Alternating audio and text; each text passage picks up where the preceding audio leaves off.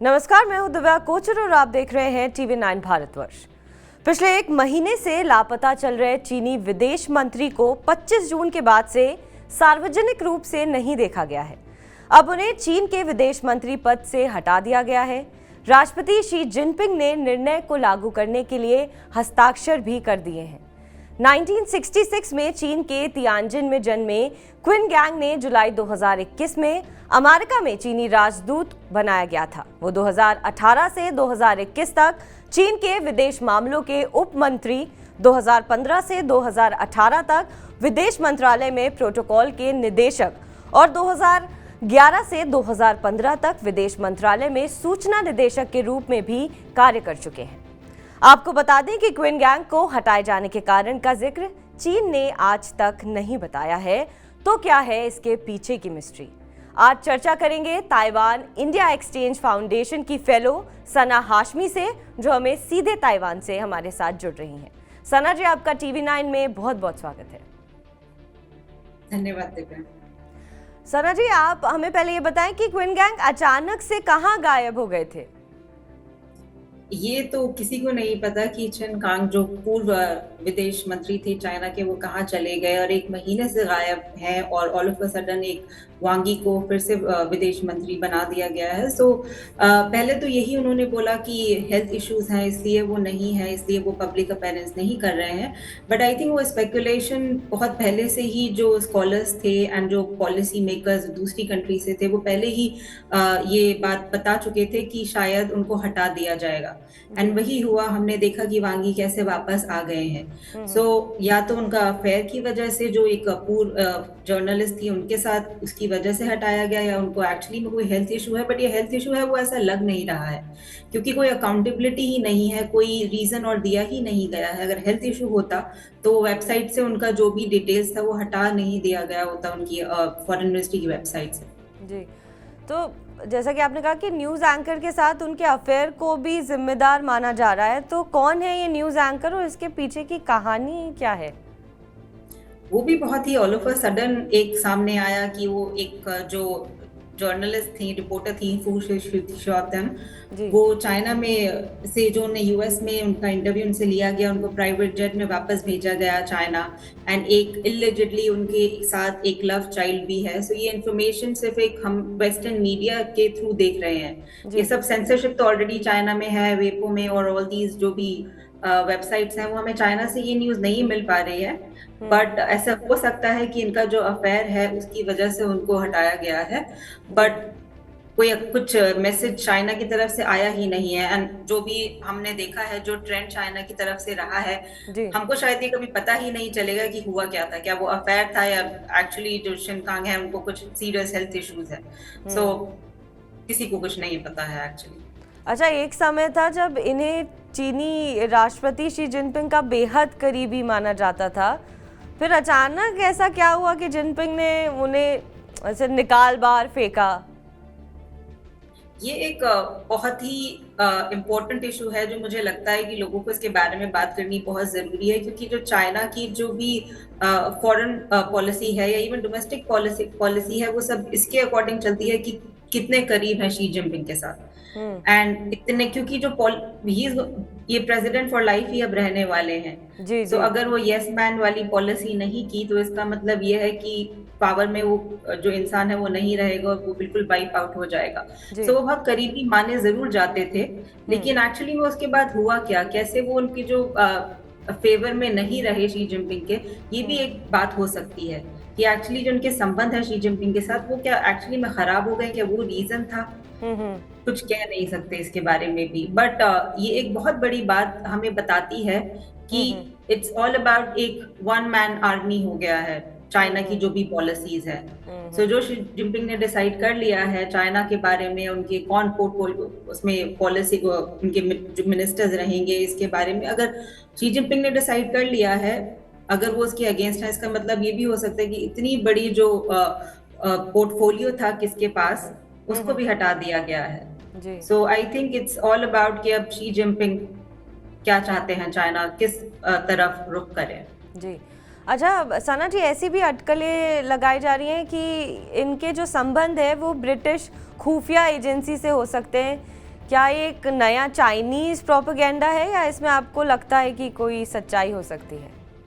नहीं, ये तो मुझे नहीं लगता है स्पेसिफिकली एक फॉरेन मिनिस्ट्री का और इंटेलिजेंस के बेस स्पाई होने का, और कि उनके जो संबंध थे इंटेलिजेंस एजेंसीज के साथ दूसरी देशों के साथ, तो ये तो मुझे लगता है कि ये तो सब अब र्यूमर्स हैं। आप ट्विटर पे या आप कहीं भी सोशल मीडिया में देखेंगे कि किसी को कुछ पता ही नहीं है, क्योंकि अभी फॉरेन मिनिस्ट्री की जो वेब प्रेस ब्रीफिंग हुई थी जी उसमें भी स्पोक्स पर्सन ने जवाब देने से मना कर दिया।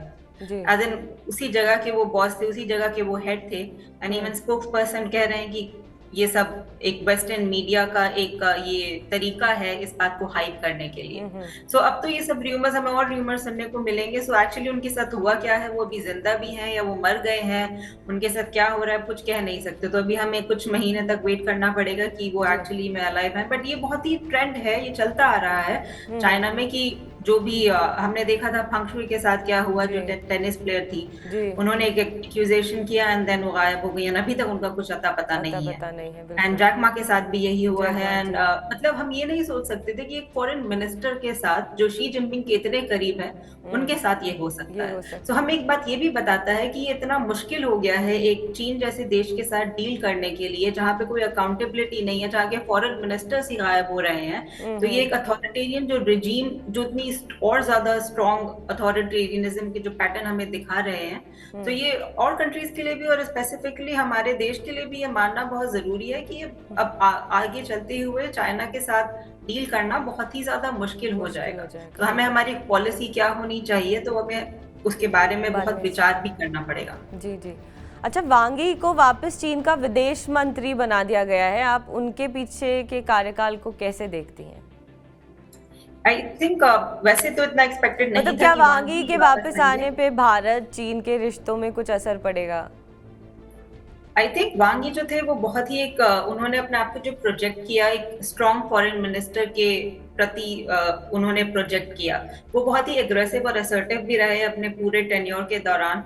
और इनफैक्ट पिछले एक महीने में हमने देखा कि वांग यी ने हमारे जो विदेश मंत्री हैं उनके साथ भी अभी मुलाकात हुई है, और उसके बाद अभी एनएसए अजीत डोवल भी साउथ अफ्रीका में थे फॉर ब्रिक्स एनएसए मीट, तो उनके साथ भी किया। तो उन्होंने अगर वो चले भी गए थे उस पद से, तो उन्होंने वापस, मुझे लगता है कि ऐसा लग रहा है कि वो कभी गए ही नहीं थे। तो गलवान क्लैश जो हुआ था वो वांग यी के टेन्योर के दौरान हुआ था, एंड जो रिलेशनशिप खराब हुए थे वो उन्हीं के टेन्योर के दौरान हुए थे। तो मुझे लगता है कि बट ये भी एक बात है कि फॉरेन मिनिस्टर पर हमें नहीं इतना एम्फेसिस करना चाहिए कि जो भी है वो सब शी जिनपिंग के थ्रू ही हो रहा है। बट मुझे लगता है कि शी जिनपिंग के रहने से और वांग यी के रहने से रिलेशनशिप इतने खास बेहतर होते हुए तो नहीं नजर आ रहे हैं। स्पेसिफिकली अभी हमने देखा कि कैसे उन्होंने हमारे एथलीट्स को स्टेपल वीजा दिया, एंड एक बहुत ही अलग ही नरेटिव वो बता रहे हैं कि जो भी रिलेशनशिप है वो बहुत ही स्टेबलाइज हो रहा है। बट बॉर्डर डिस्प्यूट तो अभी भी चल रहा है। हमारी जो लीडरशिप है, हमारे मिनिस्टर्स हैं, वो ये कहते आ रहे हैं कि रिलेशनशिप नॉर्मल नहीं हो सकते हैं जब तक चाइना हमारे जो बहुत ही बड़ा मुद्दा हमारे लिए बन गया है उसके ऊपर थोड़ा सा सीरियसली उसको एड्रेस करे। सो ये मुझे लगता है कि अंडर वांग यी रिलेशनशिप इतने ज्यादा खास सुधरते हुए तो मुझे नहीं नजर आ रहे हैं। बट ये तो ओवरऑल चाइनीज पॉलिसी रही है स्पेसिफिकली 2020, सो मैं इतनी होपफुल नहीं हूँ उसके बारे में। जैसे आपने गलवान का जिक्र किया, तो 2019 गलवान घटना के बाद भारत और चीन के रिश्तों में बहुत बदलाव आए हैं, तो आगे आप इसे कैसे देखती हैं इन रिश्तों को, कि क्या हो सकता है? मुझे लगता है जो हमारी गवर्नमेंट की और जो प्राइम मिनिस्टर मोदी गवर्नमेंट की जो चाइना पॉलिसी है वो बहुत ही ज्यादा चेंज हो गई है। आपने अभी गलवान के बारे में पूछा है, मुझे लगता है कि गलवान वो बहुत ही एक ब्रेक थ्रू था कि जब इंडियन गवर्नमेंट को रियलाइज हुआ कि जो बॉर्डर डिस्प्यूट है हमें उसको फोरफ्रंट में रखना ही पड़ेगा। बट उससे पहले भी जो 2017 में डोकलाम स्टैंड ऑफ हुआ था, उसके बाद से मुझे जो लग रहा है कि इंडिया की पॉलिसी चेंज हो गई है, एंड ये आइडिया की that we have to stand up to China, and वो चाइना अब हमें बुली नहीं कर सकता। तो अभी हम देख भी रहे हैं, अभी मैंने इसका जिक्र भी किया था कि कैसे उन्होंने स्टेपल वीजा इशू किया हमारे जो इंडियन एथलीट्स हैं अरुणाचल प्रदेश से, तो उन्होंने हमने वो विड्रॉ कर लिया उन गेम से। सो ये बहुत ही मस्कुलर फॉरेन पॉलिसी चाइना के तहत हम टुवर्ड्स चाइना हम ये दिखा रहे हैं, तो मुझे लगता है कि हमने ये डिसाइड कर लिया है कि चाइना जो है वो नहीं चाहता है कि हमारे जो डिफरेंसेस है वो रिजॉल्व हों, लेकिन हम भी अब उस बात को नजरअंदाज नहीं कर रहे हैं। हमारा भी ये पॉलिसी अब है कि अगर ये जो डिफरेंसेस हैं एंड दिस पॉलिसी कि इंडिया को कंटेन करना है रीजन में पाकिस्तान के थ्रू और जो भी बॉर्डर डिस्प्यूट है, वो अब हम इसको नजरअंदाज नहीं कर रहे हैं और हम अपने जो भी व्यूज है वो चाइना को बता रहे हैं। डायलॉग जरूर चल रहा है, 2020 हम देख रहे हैं कि डायलॉग बंद नहीं हुआ है, मिनिस्टर्स के बीच है, ऑफिशियल्स के बीच है, but at the same time हमने उनको बता दिया है कि हाई लेवल लीडरशिप के जो लेवल पर बातचीत अभी नहीं होगी जब तक हमें कुछ नहीं दिखता है कि चाइना हमारे जो कंसर्न्स है उसको सीरियसली एड्रेस कर रहा है। जी सना जी, अब ताइवान को लेकर मेरा सवाल है कि ताइवान में भारत को लेकर कैसी उत्सुकता है? मुझे लगता है कि मैं 3 साल से ताइवान में रह रही हूँ, लेकिन मैं इंडिया का भी बहुत देख रही हूँ कि जो इंथुसियाज्म है और ईगरनेस है, क्यूरियोसिटी है ताइवान को लेकर, वो बहुत बढ़ गई है। बहुत ही पॉजिटिव परसेप्शन है ताइवान को लेकर। अगर आप किसी इंडियन से बात करेंगे, वो यही बोलेंगे आपको कि चाइना के से हमें अपने रिश्ते को थोड़ा सा कम करना चाहिए और बट ताइवान के साथ बढ़ाना चाहिए। एंड इनफैक्ट अभी कुछ देर पहले सेमिकॉन इंडिया चल रहा है, मैंने एक इंटरव्यू देखा जो फॉक्सकॉन के चेयरमैन है एंड प्राइम मिनिस्टर मोदी भी स्टेज पे बैठे हुए थे और उनका जो कहना था कि IT is equal to India and Taiwan, and उन्होंने ये उनको विश्वास दिलाया प्राइम मिनिस्टर मोदी को कि जो ताइवान है वो भारत का बहुत ही रिलायबल और ट्रस्टेड फ्रेंड है। तो मुझे लगता है कि दोनों तरफ से ऑफ कोर्स लिमिटेशंस हैं, चाइना फैक्टर है एंड हम इतने आगे नहीं भी बढ़ सकते हैं। एग्जैक्टली कि ताइवान भी चीन का काफी मतलब शिकार रहा है और सब पूरी जग जाहिर है ये दुनिया में।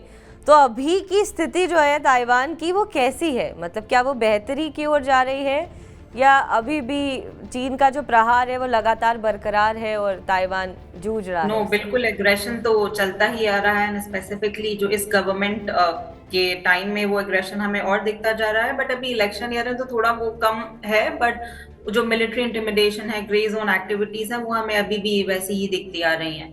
बट आपने जो ये बहुत ही इंटरेस्टिंग बात बोली कि जो ये एग्रेशन है ताइवान के अगेंस्ट वो बढ़ता आ रहा है, बट इसी समय वो हमने देखा कि इंडिया के खिलाफ भी जो ये एग्रेशन था वो बढ़ा। एंड 2020 सेम समय था जब ताइवान और बोथ इंडिया के खिलाफ वो एग्रेशन बढ़ता रहा। सो ये एक बहुत ही बड़ा बाइंडिंग फैक्टर भी रहा है इंडिया ताइवान में, एंड कैसे इस थ्रेट को, इस चाइना फैक्टर को मिनिमाइज किया जाए, वो बहुत ही इम्पोर्टेंट पॉलिसी रही है दोनों ताइवान और इंडिया की तरफ से।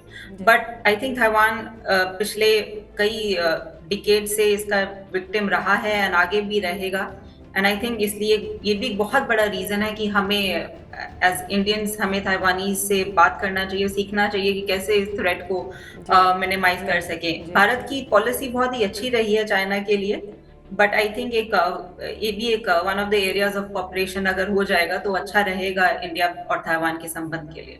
जी सना जी, आज आप हमारे साथ जुड़ी, आपका बहुत बहुत शुक्रिया।